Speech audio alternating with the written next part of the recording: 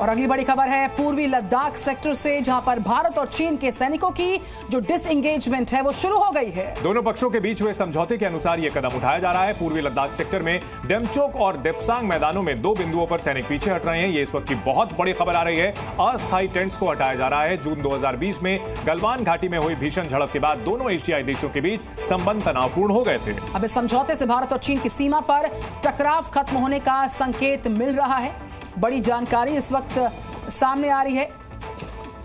जून 2020 में गलवान घाटी में जो झड़प भीषण हुई थी, उसके बाद से दोनों एशियाई देशों के बीच में जो संबंध तनावपूर्ण हुए थे, उसमें अभी समझौते से भारत और चीन की सीमा पर टकराव खत्म होने के संकेत मिलते नजर आ रहे हैं। तो एलएसी पर पीछे हट रही हैं दोनों सेनाएं। जो 4-4.5 साल का समय लगभग भारत और चीन के बीच लगातार तनाव का रहा। पिछले कुछ दिनों में रिश्तों पर पड़ी बर्फ तब पिघलती हुई दिखाई दी जब प्रधानमंत्री नरेंद्र मोदी के ब्रिक्स दौरे पर रूस रवाना होने से पहले वहां एलएसी पर सहमति बनी भारत और चीन के बीच। और जिस तरह से शी जिनपिंग के साथ मुलाकात हुई रशिया में प्रधानमंत्री नरेंद्र मोदी की, इसके बाद अब डिसएंगेजमेंट शुरू हो गई है। और यह बहुत बड़ा ब्रेक थ्रू कहा जा सकता है भारत और चीन के संबंधों को लेकर के। जिस तरह से डिसएंगेजमेंट यानी सैनिकों को पीछे हटाने का काम शुरू किया गया है। तो सैनिकों के हटने की प्रक्रिया एलएसी से शुरू हो चुकी है।